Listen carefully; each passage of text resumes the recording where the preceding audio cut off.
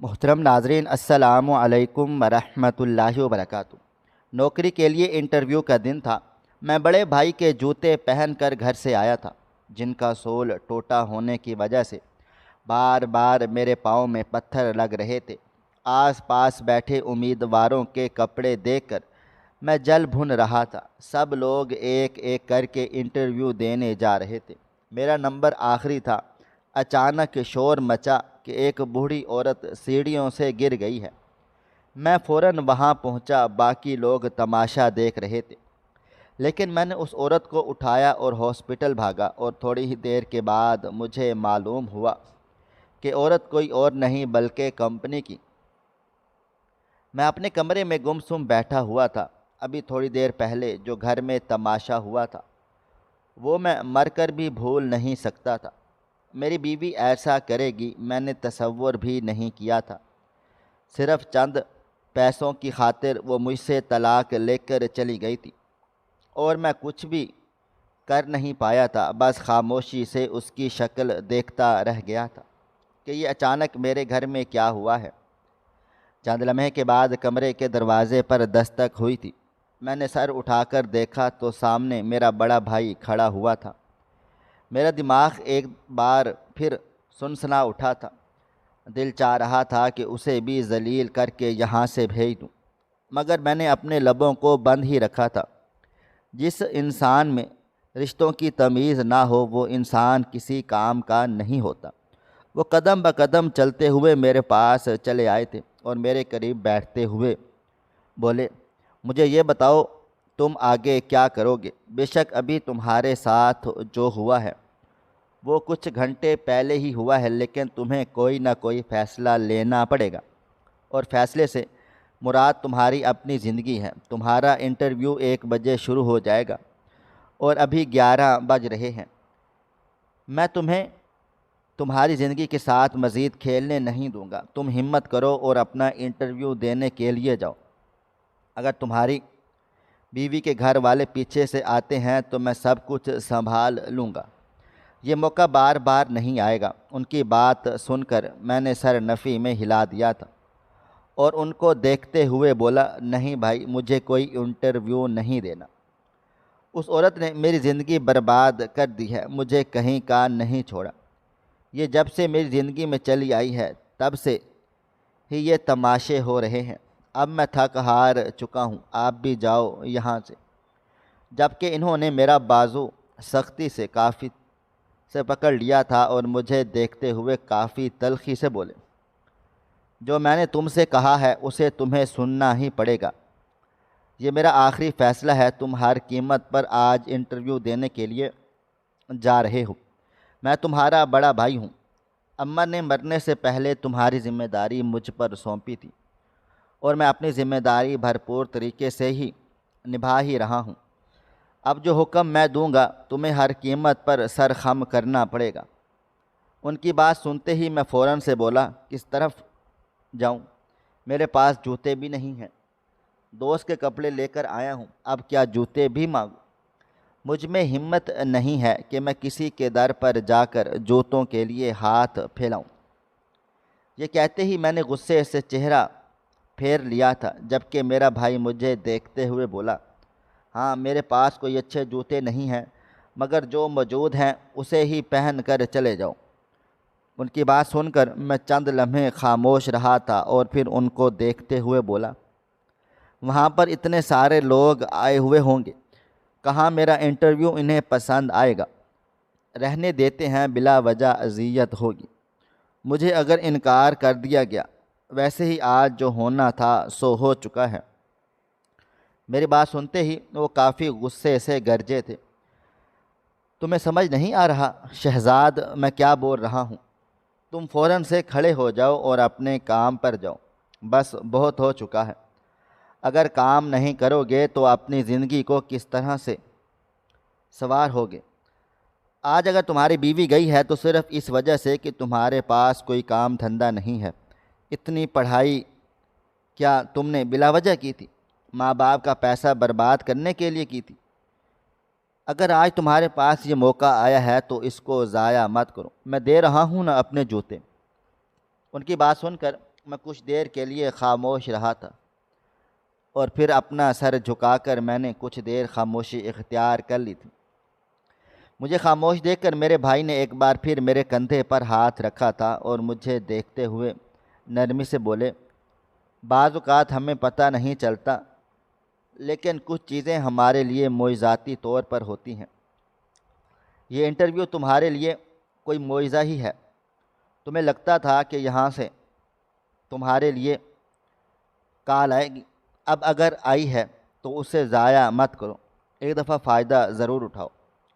ان کی بات سن کر میرے اندر ایک جذبہ پیدا ہوا تھا اور میں ہمت کر کے نہ چاہتے ہوئے بھی کھڑا ہو گیا تھا۔ کپڑے جو میں نے اپنے دوست سے لے کر آیا تھا وہی لیے میں سیدھا واش روم میں چلا گیا تھا۔ میری آنکھوں میں بار بار نمی آ رہی تھی۔ میں نے اپنی بیوی کو چھوڑا تھا کچھ گھنٹے پہلے، ہم دونوں کے درمیان سب کچھ ختم ہو گیا تھا اور اب میں انٹرویو دینے کے لیے جا رہا تھا۔ آج ان باتوں سے ایک بات مجھے بہت اچھے طریقے سے سمجھ آ رہی تھی کہ زندگی میں کیسے بھی حالات آ جائیں، کوئی مر جائے، کوئی چھوٹ جائے، لیکن زندگی اپنی رفتار سے چلتی رہتی ہے۔ نہ کبھی کوئی کام رکا ہے اور نہ آگے رکے گا۔ نہا دھو کر میں باہر آیا تو بھائی کے جوتے میرے کمرے کے دروازے پر ہی رکھے ہوئے تھے۔ کچھ دیر کے لیے میں کچھ بول ہی نہیں پایا تھا۔ یہ جوتے ان کی شادی کے تھے۔ غربت نے ہمارے گھر کو بہت زیادہ تنگ کر دیا تھا۔ باپ کے مر جانے کے بعد ہماری حالت اتنی پتلی تھی کہ ہم سوائے ایک دال کے اپنے گھر میں اور کوئی سالن بنا ہی نہیں پاتے تھے۔ انہی وجوہات کو مد نظر رکھتے ہوئے میری بیوی مجھے چھوڑ کر چلی گئی تھی۔ محض چھوڑ کر ہی نہیں بلکہ اپنے تمام رشتے ختم کر کے گئی تھی۔ مجھے معلوم تھا کہ شام تک اس کے گھر والے آ کر یہ تھوڑا بہت فرنیچر میرے کمرے میں موجود تھا اسے بھی لے جائیں گے، جبکہ مجھے بھی کوئی فرق نہیں پڑنے والا تھا۔ اس عورت نے مجھے صرف اور صرف تنگ دستی ہی دی تھی۔ جب سے میری زندگی میں آئی تھی مجھے صرف اور صرف نقصان ہی ہو رہا تھا۔ ایک بہترین بیوی غربت کے دنوں میں بھی شوہر کا ساتھ دیتی ہے، اور میری بیوی غربت کے دنوں میں ہی مجھے تنہا چھوڑ کر چلی گئی تھی، جو میں مرتے دم تک نہیں بھول سکتا تھا۔ میں نے اپنے قدم ڈریسنگ ٹیبل کی طرف بڑھائے تھے، چہرہ وغیرہ صاف کر کے میں نے بالوں کو ایک ہلکا سا سٹائل دے دیا تھا اور گلے میں ٹائی باندھ کر میں باہر آ گیا تھا۔ میری بھابھی کچن میں بیٹھی روٹیاں پکا رہی تھی۔ میں نے جیسے ہی جوتے میں پاؤں ڈالا میری جان نکل گئی تھی۔ جوتے کا سول ٹوٹا ہوا تھا۔ کیا میں اسی جوتے کے ساتھ کام پر جاتا؟ میری آنکھیں بھر آئی تھیں اور بے اختیار میرے منہ سے ابا کے لیے چند الفاظ نکلے تھے، خدا آپ کی مغفرت فرمائے، لیکن آپ جس حالت میں ہمیں چھوڑ کر گئے ہیں، روز محشر میں آپ سے پوچھوں گا اتنی جلدی اس دنیا سے جانے کی کیا ضرورت تھی؟ انسان کتنا ہی بڑا کیوں نہ ہو جائے، ہر موقع پر اسے اپنے باپ کی یاد شدت سے آتی ہے۔ فی الحال میں نے جوتے پہن لیے تھے، مجھے واقعی انٹرویو دینے کی ضرورت تھی اور کچھ بھی کر کے نوکری حاصل کرنے کی بھی۔ اگر مجھے نوکری نہیں ملتی تو یہ غربت کے دن کبھی بھی ہماری زندگیوں سے جانے والے تھے نہ ہی۔ اور میں ابھی دروازے کے قریب پہنچا ہی تھا جب میری بھابھی کی آواز میرے کان سے ٹکرائی تھی، شہزاد ٹھہر جاؤ، میں نے تمہارے لیے روٹی بنا لی ہے اور پڑوس سے سالن آیا ہوا ہے، کچھ کھا کر انٹرویو ہے اور اتنی دور بھی ہے، بھوکے پیٹ جانے کی ضرورت نہیں ہے۔ میں نے پلٹ کر بھابھی کو دیکھا جو ایک سادے سے لباس میں کھڑی ہوئی تھی، باباکار نظروں سے مجھے دیکھ رہی تھی۔ میری بھابھی میرے بھائی کے ساتھ پورے 6 سال سے رہ رہی تھی۔ زندگی میں اتنے اتار چڑھاؤ آئے تھے، لیکن اس خاتون نے نہ کبھی اپنے شوہر سے منہ موڑا اور نہ ہی اپنی ذمہ داریوں سے۔ وہ مجھے بھی اپنے بھائی کی طرح ہی سمجھتی تھی۔ میں نے ان کی بات کبھی نہیں ٹالتا تھا۔ امی کے بعد میں نے ماں کا درجہ ان کو ہی دیا ہوا تھا اور وہ ایک ماں کا فرض بھی بھرپور طریقے سے نبھا رہی تھی۔ بعض اوقات اپنے بیٹے کا کھانا وہ روک کر مجھے دے دیا کرتی تھی۔ ان جیسی بھابھی میں نے پوری زندگی میں نہیں دیکھی تھی۔ میں قدم بقدم چلتا ہوا خاموشی سے چارپائی پر بیٹھ گیا تھا، جبکہ وہ چند لمحے کے بعد میرے لیے کھانے کی ٹرے لیے آ گئی تھی۔ میرے سامنے کھانا رکھتے ہوئے بولی، اچھے سے انٹرویو دینا ہے شہزاد، اب تمہاری نوکری ہمیں چاہیے ہے۔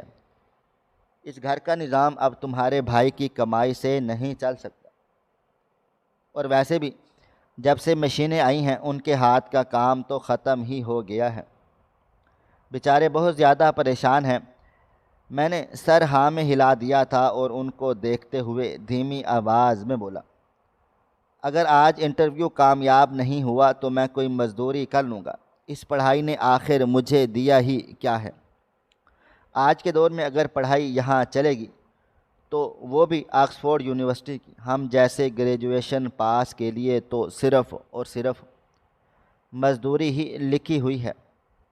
مجھے اب سب سمجھ آنے لگ گیا تھا، جبکہ میری بات سن کر انہوں نے سر نفی میں ہلا دیا تھا اور مجھے دیکھتے ہوئے بولی، اتنا عرصہ تم نے انتظار کیا ہے، اب ایسی مایوسی کی باتیں نہیں کرو، اللہ تعالیٰ بہت مہربان ہے، تمہاری زندگی لازمی آسان ہوگی، بس اس پاک ذات پر بھروسہ رکھو اور اپنی بیوی کا خیال اپنے دل و دماغ سے نکال دو، وہ تمہارے لائق ہی نہیں تھی۔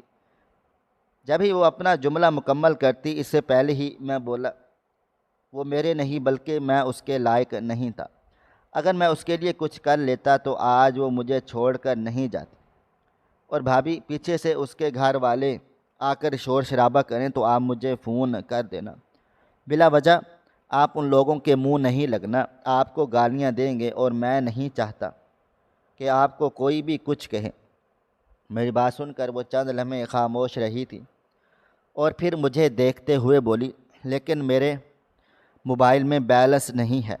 ہاں، میں تمہیں واٹس ایپ پر کال یا میسج کر دوں گی، پڑوسی کا وائی فائی آ رہا ہے۔ ان کی بات سن کر میں کچھ دیر خاموش رہا تھا اور پھر سر نفی میں ہلاتے ہوئے بولا، لیکن جہاں میں موجود ہوں گا وہاں میرے موبائل میں وائی فائی موجود نہیں ہوگا۔ آپ ایک کام کرنا، کسی بھی محلے کے آدمی کو روک کر ان کے فون سے کر لینا، بس آپ حوصلے سے کام لینا، کسی بھی قسم کے جھگڑے سے پرہیز کرنا۔ یہ لوگ جانور ہیں، جو گھر میں ہوگا اسی کی جان نکالیں گے۔ میں تو اس عورت کو کبھی چھوڑنا نہیں چاہتا تھا۔ شادیاں گڑیا کا کھیل نہیں ہوتی، مجھے سب اچھی طرح سے معلوم ہے، لیکن اس لڑکی نے شادی کو گڑیا کا کھیل ہی سمجھ لیا تھا۔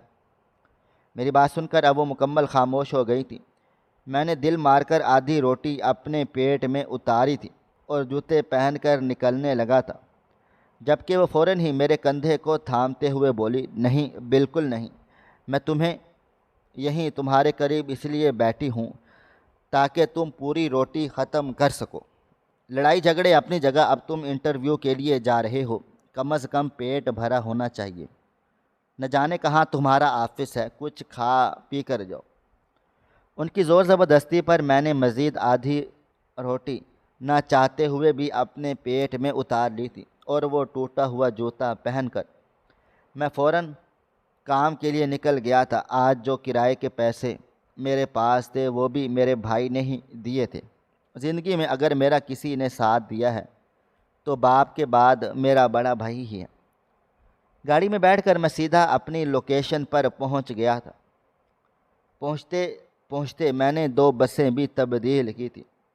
اس دوران اس جوتے نے مجھے بہت زیادہ تکلیف پہنچائی تھی۔ اندر ہی اندر مجھے محسوس ہو رہا تھا کہ میرا پاؤں کٹ رہا ہے، مگر کیا کرتا، فی الحال مجھے جاب چاہیے تھی اور اس جاب کے لیے میں کسی بھی حد تک جانے کو تیار تھا۔ بڑی سی کمپنی کے سامنے کھڑے ہو کر کچھ لمحے میں گہری گہری سانس لینے لگا تھا۔ پتہ نہیں یہاں مجھے نوکری مل بھی پائے گی یا نہیں، ایسے کئی خیالات میرے دل و دماغ میں گردش کر رہے تھے، مگر میں ہر چیز کو نظر انداز کیے اندر داخل ہو گیا تھا۔ میرے جوتے کچھ ایسے تھے کہ اندر جانے مجھے نہیں دیا جا سکتا تھا۔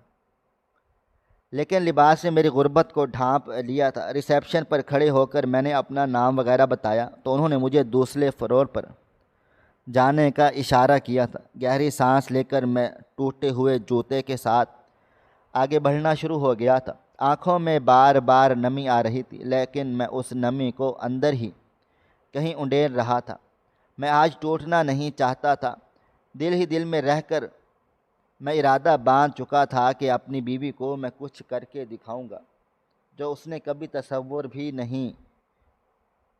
نہیں سوچا ہوگا۔ مجھے اپنا آپ آج بہت ٹوٹا ہوا محسوس ہو رہا تھا۔ اس کے جملے میرے کانوں میں گونج رہے تھے، تم جیسے فقیر آدمی سے شادی کرنے سے بہتر تھا کہ میں گھر میں ہی کنواری مر جاتی۔ تم صرف اور صرف ایک ذلیل انسان ہو جو اپنے بھائی کے چند روپے پیسوں پر پل رہے ہو، اور تمہارے دل و دماغ میں یہی بس گیا ہے کہ تم اپنی بیوی کو بھی اسی کے پیسوں سے پالو گے، حالانکہ وہ اپنے گھر کو صحیح طریقے سے پال بھی نہیں رہا۔ تم ایک گھٹیا انسان ہو اور بھی نہ جانے کیا کچھ۔ اس کے ایک ایک لفظ کی ترش اگر کرنے میں بیٹھ جاتا تو میرا اپنا آپ ختم ہو جاتا۔ دوسرے فلور پر پہنچ کر اگلا لمحہ میرے لیے سانس روک دینے والا تھا۔ اتنے خوبصورت لوگ انٹرویو دینے کے لیے بیٹھے ہوئے تھے، عمدہ لباس، خوبصورت چہرے، ہاتھوں میں گھڑی۔ ان کو دیکھ کر ہی معلوم ہو رہا تھا کہ ان میں سے کسی ایک کا سلیکشن ہو جائے گا اور مجھے ذلیل و رسوا ہو کر یہاں سے بھی جانا پڑے گا۔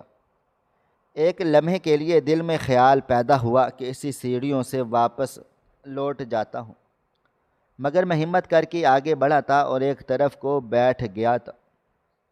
پاؤں کو میں نے پیچھے کر کے چھپا لیا تھا۔ آنکھوں میں ایک بار پھر سے نمی آنے لگ گئی تھی۔ ان لوگوں کو دیکھ کر میرا اپنا دل جلنا شروع ہو گیا تھا۔ کاش میں کسی امیر گھر میں پیدا ہوا ہوتا تو آج میرے ساتھ یہ سب کچھ نہیں ہوتا۔ ابا نے ساری زندگی مزدوری کر کے مجھے اور میرے بڑے بھائی کو پال کر بڑا کیا تھا۔ انہوں نے زندگی میں ہمارے لیے کچھ بھی نہیں بنایا تھا۔ ہمارا فیوچر کالا تھا، جس کا نتیجہ میں اور میرے بھائی بھگت رہے تھے۔ خدا کا لاکھ لاکھ شکر تھا کہ میرے بھائی نے ہنر سیکھ لیا تھا۔ اگر انہیں بھی کچھ نہیں آتا تو آج ہم دونوں بھوکے ہی مر جاتے۔ ہاں، لیکن میرے باپ نے مجھے تعلیم دی تھی۔ بھائی تعلیم حاصل نہیں کر پائے تھے۔ انہیں پڑھنا لکھنا خاص پسند نہیں تھا، لیکن مجھے بے حد تھا، اس لیے میں اپنی پڑھائی میں آگے جا رہا تھا۔ گریجویشن کے بعد میرا ارادہ ماسٹر کرنے کا تھا، مگر کہتے ہیں نا، جو نصیب میں ہو انسان کو وہیں تک ملتا ہے۔ گریجویشن پارٹی کے بعد جب میں گھر لوٹ کر آیا، میرے باپ کا جنازہ میرے گھر کے صحن میں رکھا ہوا تھا اور اس دن ہمارے گھر کا چراغ بجھ گیا تھا۔ پورا گھر اندھیرے کی لپیٹ میں آ گیا تھا۔ ہم کھانے پینے کو محتاج ہو گئے تھے۔ وقت کی رفتار دھیرے دھیرے گزرتی چلی جا رہی تھی۔ ماضی کی ان تلخ یادوں میں کھو کر میں نے اپنا آپ مزید جلا لیا تھا۔ کچھ ہی دیر کے بعد اچانک ایک لڑکا میرے برابر میں آ کر بیٹھا۔ میں اس کی طرف زیادہ دھیان نہیں دینا چاہتا تھا۔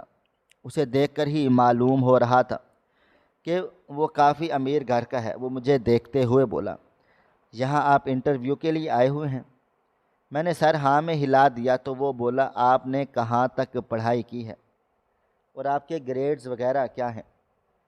انٹرویو کا کوئی ایکسپیرینس ہے؟ آپ نے پہلے کبھی جاب کی تھی؟ وہ ایک کے بعد ایک سوال بلا وجہ کیے چلے جا رہا تھا، حالانکہ اس وقت میرا ارادہ کسی سے بھی بات کرنے کا نہیں تھا۔ درد کے مارے میرا سر پھٹ رہا تھا۔ میں نے اپنا چہرہ موڑ لیا۔ جب وہ مجھے دوبارہ دیکھتے ہوئے بولا، آپ بتائیں تو کم از کم ہمیں پتہ تو چلے کہ آپ کیسے انسان ہیں۔ جبکہ میں یکدم بولا، بہتر ہوگا کہ آپ سامنے جا کر خاموشی سے بیٹھ جائیں۔ مجھے آپ سے کوئی بات نہیں کرنی۔ جو میرے گریڈز ہیں، جو کچھ میں کر رہا ہوں، یہ سب میرا مسئلہ ہے، آپ کا نہیں۔ نہ جانے کیوں مجھے اچانک بے انتہا غصہ آ گیا تھا، جبکہ وہ مجھے دیکھتے ہوئے بولا، ٹھیک ہے، تم جیسے انسان بعد میں پچھتاتے بہت ہیں۔ یہ کہتے ہی وہ اب کسی اور کے ساتھ جا کر بیٹھ گیا تھا، جبکہ میں جہاں سے آیا تھا اس انٹرسٹ کو دیکھنے لگا تھا۔ میرا دل چاہ رہا تھا کہ اٹھوں اور گھر چلا جاؤں، کیونکہ جتنے بہترین لوگ یہاں بیٹھے ہوئے تھے ان میں سے مجھے جواب مل جانا ایک ناممکن عمل تھا۔ ابھی کچھ ہی دیر گزری تھی جب اچانک کچھ گرنے کی آواز آئی تھی۔ میرا دھیان سیڑھیوں کی طرف گیا تھا، اس لیے میں فوراً اپنی جگہ سے کھڑا ہوا تھا اور بھاگتا ہوا اس طرف آیا تھا۔ نیچے کچھ سیڑھیوں سے ایک عورت گری ہوئی تھی، عمر میں کافی تھی۔ کافی لوگ اس طرف کو آ گئے تھے لیکن کوئی بھی ان کی طرف نہیں بڑھا تھا، جبکہ میں بنا کچھ بھی سوچے ان کی طرف چلا گیا تھا۔ انہیں نے اپنی گود میں اٹھا لیا تھا۔ وہ خاتون کافی بوڑھی تھی، یقیناً کسی ورکر کی والدہ وغیرہ ہوں گی یا پھر یہاں پر کام کرنے والی خاتون۔ میں انہیں اٹھائے بنا سوچے سمجھے باہر کی طرف بھاگا تھا۔ ان کا سر پھٹ چکا تھا اور آنکھیں بھی بند تھیں۔ اگر میری ذات سے کسی کو فائدہ پہنچ سکتا تھا تو میں اپنے قدم روکنے والا نہیں تھا۔ انسانیت بھی کسی شے کا نام ہے۔ جبکہ ایک لمحے کے لیے میں نے تمام ورکرز کو دیکھا بھی تھا کہ کیا پتہ کوئی مدد کے لیے آ جائے، کیونکہ اس عورت کو اٹھانا میرے لیے تھوڑا مشکل ہو رہا تھا، مگر جانور کوئی ایک بھی نہیں آیا تھا۔ میں جیسے ہی باہر آیا فوراً سے ایک گاڑی میرے سامنے رکی تھی۔ میں کچھ کہتا اندر بیٹھا ہوا شخص فوراً سے بولا، جلدی سے انہیں بٹھاؤ، ہم ہسپتال لے چلتے ہیں۔ اس آدمی کی انٹری نہ جانے کیسے ہوئی، مجھے کچھ معلوم نہیں تھا۔ میں فوراً ہی گاڑی میں بیٹھ گیا اور اس عورت کے سر پر اپنا رومال سے خون روکنے کی کوشش کرنے لگا تھا۔ وہ گاڑی بہت تیز رفتار سے چل رہی تھی۔ میں کچھ کہتا اس سے پہلے ہی ڈرائیور بولا تھا، ان کے ہاتھ بھی سیدھے کرو، شاید چوٹ آئی ہے۔ جبکہ میں سر ہاں میں ہلا کر ان کے ہاتھ سیدھے کر چکا تھا۔ ایک لمبی مسافت طے کر کے ہم ایک ہسپتال پہنچ گئے تھے۔ میں نے انہیں اٹھا کر اسٹریچر پر ڈالا تھا اور فوراً ہی ہم انہیں ایمرجنسی میں لے کر گئے تھے۔ ڈرائیور میرے ساتھ ہی تھا۔ میں کچھ کہتا اس سے پہلے ہی وہ بولا کہ میں ان کے گھر اطلاع کر دیتا ہوں۔ ابھی کہہ کر وہ پلٹتا اس سے پہلے ہی میں نے اس کے کندھے پر ہاتھ رکھا تھا اور اس کو دیکھتے ہوئے بولا، تم کون ہو؟ ان کے گھر والوں کو جانتے ہو؟ جبکہ وہ سر ہاں میں ہلا کر ایک طرف کو کھڑا ہو گیا تھا۔ میں اب بے چینی سے کوریڈور میں ٹہلنے لگا تھا۔ میرے دل و دماغ سے میری بیوی، میرا انٹرویو، میرا بھائی، سب کچھ نکل چکا تھا۔ اگر ابھی مجھے کسی کی پرواہ تھی تو اندر موجود اس عورت کی، جو زندگی اور موت سے لڑ رہی تھی۔ انہیں دیکھ کر معلوم ہو چکا تھا کہ وہ تقریباً 60 یا 70 سال کی خاتون ہیں، جو اب کافی ضعیف ہو چکی ہیں۔ مجھے حیرانگی اس بات پر تھی کہ اگر کسی ورکر کی ماں تھی تو کم از کم انہیں لفٹ سے لے کر آتے، زینے سے آنے کی کیا ضرورت تھی؟ مگر ہم کیا ہی کہہ سکتے ہیں، آج کے دور کے نوجوان ماں باپ سے ایسے غافل ہو گئے ہیں کہ ان کے نزدیک ماں باپ کسی کچرے کے ڈھیر کی مانند ہیں۔ وقت کی رفتار نہ کبھی تھم سکی ہے اور نہ ہی کبھی تھم پائے گی۔ تقریباً کوئی آدھے گھنٹے کے بعد ڈاکٹر باہر آئے تھے۔ میں اور وہ ڈرائیور کو فوراً ان کی طرف متوجہ ہو گئے تھے، جبکہ ڈاکٹر مجھے دیکھتے ہوئے بولے، وہ اب خطرے سے باہر ہیں، لیکن گرنے کی وجہ سے ان کے ہاتھ میں فریکچر ہو گیا ہے۔ عمر زیادہ ہے، اس لیے ریکور ہونے میں کچھ وقت لگ سکتا ہے۔ آپ کون ہیں؟ ان کے بیٹے ہیں یا پھر کوئی اور رشتہ دار؟ میں نے سر نفی میں ہلا دیا تھا اور میں ان کو دیکھتے ہوئے بولا، میں اجنبی ہوں، یہ آفس کی سیڑھیوں پر گر گئی تھی، اس لیے میں انہیں جلد بازی میں یہاں لے آیا، شاید یہ صاحب انہیں جانتے ہوں۔ ڈاکٹر نے اب میرے ساتھ کھڑے اس ڈرائیور کو دیکھا تھا۔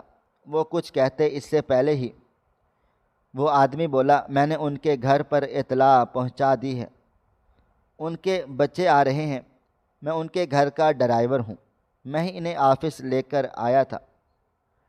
لیکن شاید قسمت کو کچھ اور ہی منظور تھا۔ اس آدمی کی بات سن کر میں نے حیران ہو کر اسے دیکھا تھا، جبھی اس کو اتنی زیادہ فکر ان کی ہو رہی تھی۔ میں اپنا سر جھٹک کر اب ایک طرف کو بیٹھ گیا تھا۔ ڈاکٹر صاحب مزید ہدایتیں کر کے جا چکے تھے۔ میرا ارادہ اب گھر جانے کا تھا، کیونکہ انٹرویو کا ٹائم نکل گیا تھا۔ وہ آدمی مجھے دیکھتے ہوئے بولا، تمہارا میں بے حد مشکور ہوں، تمہارے علاوہ کمپنی میں کوئی ان کی مدد نہیں کرتا۔ اور یہ بلا وجہ سے سسک سسک کر مر جاتی۔ جبکہ میں حیرت سے اس آدمی کو دیکھتے ہوئے بولا، اگر یہ تمہیں بطور ڈرائیور رکھ سکتی ہیں تو وہاں کے لوگ ان کی مدد کیوں نہیں کرتے؟ اور یہ خاتون اس کمپنی میں کرنے کیا آئی تھی؟ تمہیں پتہ ہے آج میرا انٹرویو تھا، لیکن اب تو وہ بھی برباد ہو گیا۔ میری بیوی نے بھی مجھے آج چھوڑ دیا۔ بھائی کا ٹوٹا ہوا جوتا پہنا ہے، دوست کے مانگ کر کپڑے پہنے تھے تاکہ ایک اچھی نوکری مل سکے، مگر اب میرے پاس کچھ بھی نہیں بچا سوائے ذلیل ہونے کے۔ یہ کہتے ہی میں مایوس ہو کر اپنا سر جھکا چکا تھا، جبکہ وہ مجھے دیکھتے ہوئے بولا، مایوس نہیں ہو، خدا بہت مہربان ہے، اس نے تمہارے لیے کچھ سوچا ہی ہوگا۔ جبکہ میں اپنی جگہ سے کھڑا ہوتے ہوئے بولا، خیر میں اب چلتا ہوں، بلا وجہ یہاں ٹھہر کر اور زیادہ ٹینشن ہوگی، گھر جا کر کسی اور جگہ نوکری کا بندوبست کرتا ہوں۔ یہ کہہ کر میں جانے لگا تو اس نے میری کلائی تھام لی اور مجھے دیکھتے ہوئے بولا، ان کے بچوں نے کہا ہے کہ میں تمہیں روک کر رکھوں، وہ لوگ تم سے ملنا چاہتے ہیں۔ جبکہ میں سر جھٹک کر بولا، میں ایسی اولادوں سے ملنا ہی نہیں چاہتا جن کے نزدیک ماں باپ اہمیت کے حامل ہی نہیں ہیں، آخر میں ان سے مل کر کروں گا ہی کیا؟ بہتر ہے کہ میں یہاں سے چلا جاتا ہوں۔ یہ کہہ کر میں اس آدمی کے روکنے کے باوجود باہر کی طرف بڑھ گیا تھا۔ میرے دل و دماغ میں عجیب عجیب سے خیالات چل رہے تھے۔ بھائی اور بھابھی کو میری طرف سے کتنی امیدیں تھیں کہ یہ نوکری میں حاصل کر ہی لوں گا، مگر میں نے ان کی تمام امیدوں پر پانی پھیر دیا تھا۔ خدمت خلق کے چکروں میں بلا وجہ میری نوکری آتے آتے چلی گئی تھی۔ مجھے اب رونا آ رہا تھا، بیوی بھی چھوڑ گئی تھی اور گھر میں کھانے کو کچھ بھی نہیں تھا۔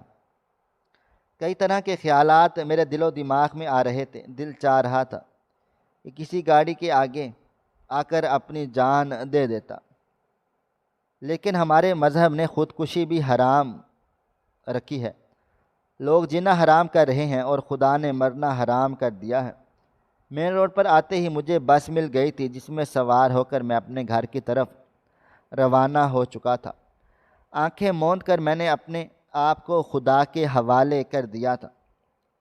میں اب دل ہی دل میں ارادہ کر چکا تھا کہ کسی فیکٹری میں جا کر کام کرنا شروع کر دوں گا، پیکنگ ڈپارٹمنٹ میں یا پھر کسی اور ڈپارٹمنٹ میں مجھے نوکری مل ہی جائے گی۔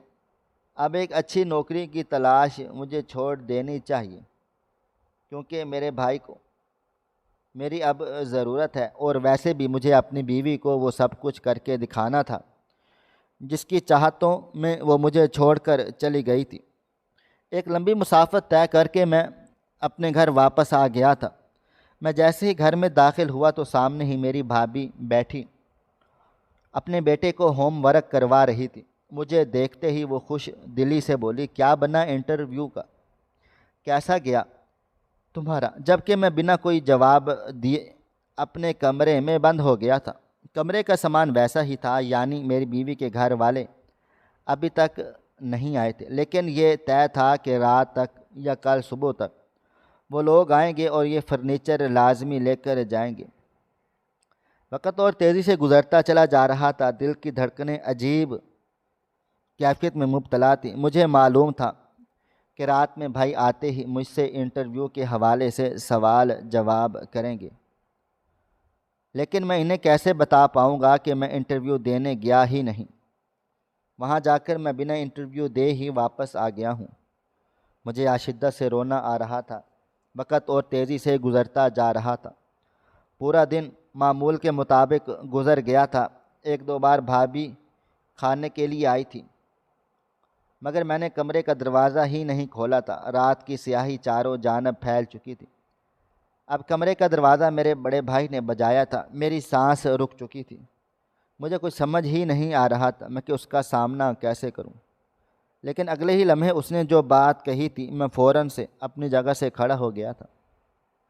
وہ کہنے لگے، شہزاد باہر آؤ، تم سے کوئی خاتون ملنے کے لیے آئی ہے۔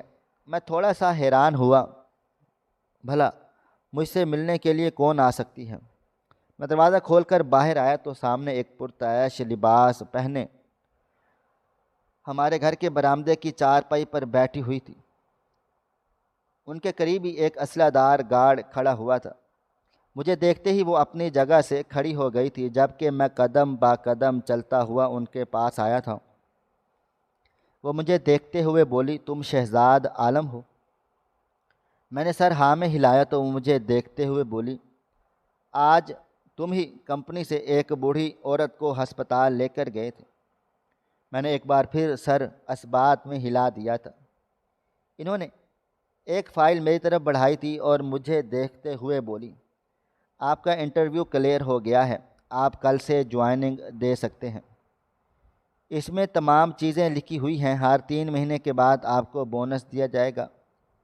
آپ کی سیلری 80,000 روپیہ ہے، اور ہسپتال کے بل، گھر کے بل، آپ کے بھانجے بھتیجے جو اسکول جاتے ہیں ان کے بل، اور آپ کی زندگی سے متعلق کوئی بھی پریشانی آپ کمپنی ڈیل کرے گی۔ باقی آپ صبح اپنے وقت سے آئیں، میں آپ سے آفس میں بات کروں گی۔ یہ کہہ کر وہ خاتون جانے لگی تو میں نے بے اختیار پوچھا تھا، آپ کی تعریف آپ کون ہو؟ اور وہ خاتون کون تھی جنہیں میں ہسپتال لے کر گیا تھا؟ میرے سوال پر وہ اپنی جگہ ٹھہر گئی اور میری طرف پلٹتے ہوئے بولی، میں کمپنی کی مالک ہوں، اور وہ جنہیں تم ہسپتال پہنچا کر آئے ہو وہ میری والدہ ہیں۔ میں تمہاری شکر گزار ہوں کہ تم نے بر وقت ہمت دکھائی، ورنہ میں اپنی ماں کھو دیتی۔ یہ کہہ کر وہ ٹھہری نہیں تھی بلکہ چلی گئی تھی، جبکہ میں ایسا ہو گیا تھا جیسے کاٹو تو بدن میں لہو نہیں۔ وہ بنا مزید کچھ کہے گھر سے چلی گئی تھی۔ میری بھابھی اور بھائی مجھے حیران ہو کر دیکھ رہے تھے، جبکہ ان سے زیادہ حالت میری بری ہو گئی تھی۔ دوپہر سے جو میں خود کو گالیاں دیے جا رہا تھا، خود کو کوس رہا تھا، مجھے سمجھ ہی نہیں آ رہا تھا کہ میں اب کس طرح سے برتاؤ کروں۔ میرا بھائی میرے قریب آ گیا تھا اور میرے گلے لگتے ہوئے بولا، تمہیں مبارک ہو، کیا ہو گیا ہے، خوشی تو مناؤ۔ جبکہ میری آنکھوں سے آنسو بہنا شروع ہو گئے تھے، میں ان کے گلے لگتے ہوئے بولا، مجھے سمجھ نہیں آ رہا، مجھے نوکری کیسے مل گئی؟ میں نے تو انٹرویو دیا ہی نہیں۔ ایک عورت سیڑھیوں پر گر گئی تھی، میں اسے لے کر ہسپتال چلا گیا، اور یہ خاتون اب کہہ رہی ہے کہ میری نوکری لگ گئی ہے، ہر 3 مہینے بعد مجھے بونس ملے گا اور میری تنخواہ 80,000 روپے ہے۔ بھائی یہ سب کچھ کیسے ممکن ہے؟ جبکہ وہ میرا کندھا تھپ تھپا کر بولے، تم یہ سب حاصل کرنے کی اہلیت رکھتے تھے جب کسی نے اس بڑی عورت کا ساتھ نہیں دیا، تب تم نے دیا، اور تمہیں پتہ ہے اگر تم آج مجھے یہ سب بتاتے ہیں تو میں تمہیں کبھی گالیاں نہیں نکالتا، بلکہ میں تم پر فخر کرتا کہ ہم نے اپنے ماں باپ کی تربیت کی آج بھی لاج رکھی ہوئی ہے، ان کی تربیت کو پانی نہیں ہونے دیا۔ میری بھابھی نے بھی قریب آ کر میرے سر پر ہاتھ رکھا تھا اور مجھے دعائیں دیتے ہوئے بولی، اللہ تمہیں اور بھی مزید کامیاب کرے میرے بھائی، ہم سب تمہارے ساتھ ہیں۔ جبکہ اسی پل مجھے اپنی بیوی کی شدت سے یاد آئی تھی، کاش وہ اگر تحمل مزاجی کا مظاہرہ کر لیتی تو آج یہ خوشی میں اس کے ساتھ مناتا۔ اچانک ہی ہمارے گھر کے دروازے پر زور زور سے دستک ہونے لگ گئی۔ ہم سب نے پریشان ہو کر دروازے کی طرف دیکھا تھا۔ میں اس طرف بڑھتا اس سے پہلے ہی میرا بھائی مجھے روک کر دروازے کے قریب آ گیا تھا۔ ان کی عادت تھی جب بھی کوئی مصیبت مجھ پر آ رہی ہوتی تھی، وہ اس مصیبت کا رخ اپنی طرف تبدیل کر لیتے تھے، جیسے آج انہوں نے کیا تھا۔ دروازہ کھولا تو سامنے میری بیوی کے خاندان والے کھڑے ہوئے تھے۔ انہیں دیکھتے ہی میری آنکھیں لال سرخ ہو گئی تھیں۔ میں کب سے یہی سوچ رہا تھا کہ یہ لوگ ہم سے غافل کیسے ہو سکتے ہیں۔ ان کا بس چلے تو ہمارے گلے میں ہاتھ ڈال کر اپنی بیٹی کا حق ہم سے لے لیں۔ وہ لوگ ہمارے گھر میں داخل ہو گئے تھے، جبکہ میرا بھائی ان کو روکنے کی کوشش کر رہا تھا۔ میری بیوی کا بھائی گالیاں نکالتے ہوئے میرے قریب آیا تھا اور میرا گریبان پکڑتے ہوئے بولا، تیری ہمت کیسے ہوئی میری بہن کو طلاق دینے کی؟ آج میں تجھے زندہ نہیں چھوڑوں گا۔ یہ کہتے ہی اس نے ایک زوردار تھپڑ میرے منہ پر رسید کیا تھا، جبکہ میں اس کو دیکھتے ہوئے بولا، خبردار جو تم نے مجھ پر ہاتھ اٹھایا، تمہاری بہن خود مجھ سے طلاق لے کر گئی ہے، اس میں میرا کوئی قصور نہیں ہے۔ جبکہ وہ مجھے دیکھتے ہوئے بولا، میری بہن نادان ہے، تم تو سمجھدار تھے، تم نے طلاق دی کیسے؟ تم نے زندگی بھر ہماری بہن کو رلایا، اگر وہ غصہ کر ہی رہی تھی تو تم گھر سے باہر چلے جاتے۔ جبکہ میں ان کو دیکھتے ہوئے بولا، سامان اٹھانے آئے ہو نا، سامان اٹھاؤ اور جاؤ، میرے ساتھ فضول بکواس کرنے کی ضرورت نہیں ہے۔ ابھی میں مزید کچھ کہتا اس سے پہلے ہی میرے چہرے پر اس نے ایک بار پھر زور سے تھپڑ دے مارا تھا اور میرا گریبان کو پکڑتے ہوئے بولا، آج تجھے میں پولیس کے حوالے کروں گا۔ تو سمجھتا کیا ہے کہ تو نے یہ کام کر دیا ہے تو تو بچ جائے گا؟ تو نے ہمارے گھر کی عزت کو پیروں تلے کچلا ہے۔ میری بہن وہاں رو رو کر پاگل ہو رہی ہے، صرف تیری وجہ سے۔ آج میں تجھے نہیں چھوڑوں گا۔ میرے بھائی بھی ان کو روکنے کی کوشش کر رہے تھے، لیکن وہ لوگ تعداد میں بہت زیادہ تھے۔ ابھی وہ مزید مجھے مارتے جب اچانک ہمارے گھر کے سامنے کسی نے فائر کیا تھا اور دھڑا دھڑ پولیس اہلکار گھر میں داخل ہونا شروع ہو گئے تھے۔ میری جان نکل چکی تھی۔ اس عورت نے مجھے کہیں کا بھی نہیں چھوڑا تھا۔ کیا اب میں پولیس تھانہ کروں گا؟ ابھی تو میری نوکری لگی تھی، میں ٹھیک طرح سے خوشی بھی نہیں منا پایا تھا کہ جب میرا رشتہ میری بیوی سے طے کیے جا رہا تھا تب میں نے اپنی ماں کو روکا تھا، انہیں منع کیا تھا کہ میری یہاں بات چیت طے نہیں کریں، مجھے یہ لوگ سمجھ نہیں آ رہے ہیں۔ لیکن اماں نے میری بات نہیں سنی تھی۔ ان کا کہنا تھا کہ رشتہ تو کرنا ہی ہے، اب کسی بھی جگہ کیا کیا جائے، ہمیں تو لڑکی سے مطلب ہے، گھر والوں کا کیا کرنا ہے۔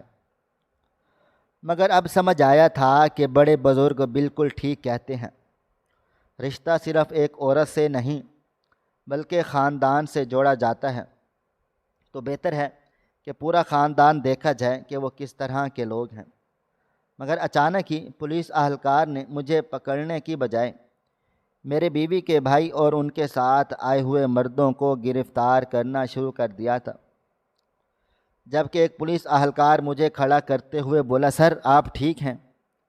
آپ کی طبیعت وغیرہ ٹھیک ہے؟ اگر آپ کو میڈیکل کی ضرورت ہے تو ہم لے چلیں۔ جبکہ میں فوراً سے بولا تھا، کیا مطلب، آپ کون ہو، آپ کو کس نے بلایا ہے؟ ان کی باتیں میری سمجھ سے باہر تھیں۔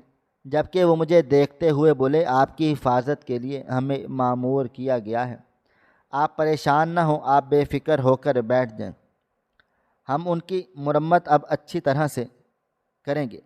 یہ کہہ کر وہ انہیں لے کر زبردستی چلے گئے تھے، جبکہ میں ایسا ہو گیا تھا جیسے کاٹو تو بدن میں لہو نہیں۔ پکڑنا تو مجھے چاہیے تھا کیونکہ طلاق میں نے دی تھی اور پولیس بھی وہی لوگ لائے تھے۔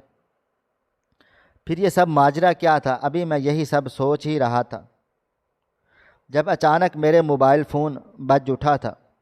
میں نے موبائل فون نکال کر سامنے دیکھا تو ایک انجان نمبر جگمگا سا رہا تھا۔ میں نے فون اٹھا لیا، اگلی طرف سے وہی خاتون تھی جو ابھی مجھے نوکری دے کر گئی تھی۔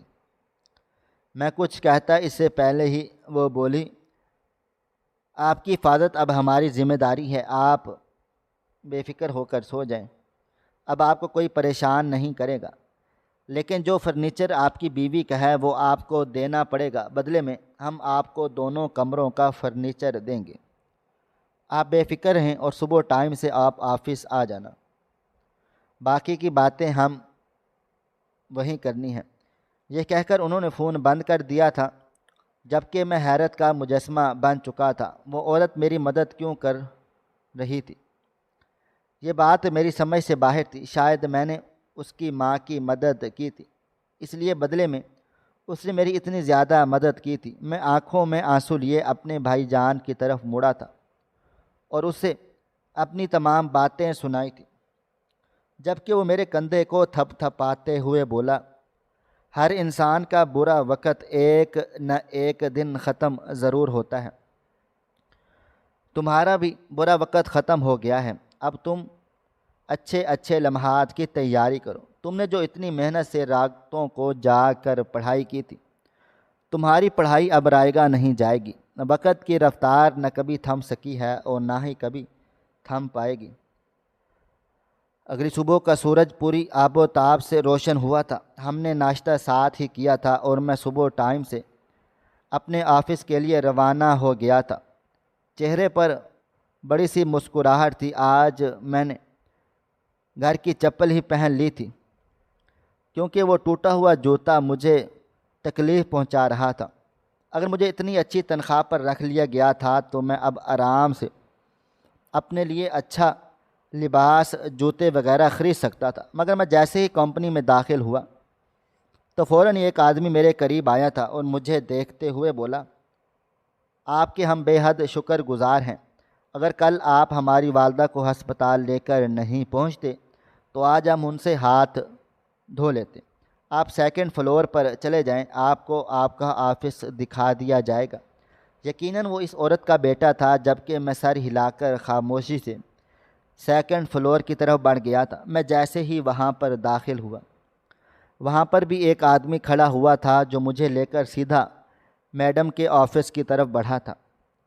میرے دل کی دھڑکنیں منتشر ہو رہی تھی۔ مجھے بالکل بھی سمجھ نہیں آ رہا تھا کہ میں کس طرح برتاؤ کروں گا، کیونکہ یہ میری پہلی جاب تھی، لیکن فی الحال میں نے خود کو سمجھا لیا تھا۔